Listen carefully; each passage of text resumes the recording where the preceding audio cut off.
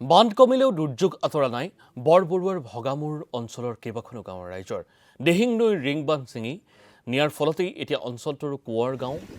মইনা গাঁও আহোম গাঁও প্ৰায় এমাহ ধৰি পানীৰ তলত থাকিবলগীয়া হোৱাত হাহাকাৰ অৱস্থাৰ সৃষ্টি হৈছে ৰাইজৰ মাজত কাৰোবাৰ যদি আপোন ঘৰখন বানত উটি গ'ল আন কাৰোবাৰ পশুধন বানে উটুৱাই নিয়াত এক প্ৰকাৰ বিভীষিকাৰ সৃষ্টি হৈছে অঞ্চলটোত বৰ্তমান বান পৰিস্থিতি খাম কাটিলেও পানীত হাঁহ নচৰা অৱস্থাৰ সৃষ্টি হৈছে কৃষকসকলৰ বিধায়কৰ সহযোগিতাক লৈও অসন্তুষ্টি প্ৰকাশ কৰিছে ভগামুৰবাসীয়ে মাত্ৰ পানীৰ বটল মম আৰু ধূপকাঠি দিয়েই দায়িত্ব সামৰাৰ অভিযোগ বিভাগীয় কৰ্তৃপক্ষৰ বিৰুদ্ধে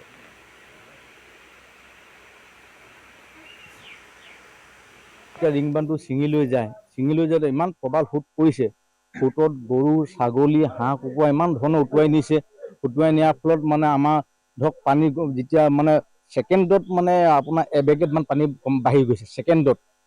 ইমান এটা এৰিয়া ছেকেণ্ডত আপোনাৰ এবেগেটমান পানী বাঢ়ি যোৱাৰ ফলত মানে ইমান দুখ মানে আমাৰ দুখ হৈ পৰিল ইয়াত কাৰোবাৰ ধৰক গৰু ছাগলী হাঁহ কুকুৰা সৰু সৰু ল'ৰা ছোৱালীবিলাকৰ ধৰক ডাঙৰ ল'ৰা কিতাপ পত্ৰ চব উটুৱাই শেষ কৰি নিছে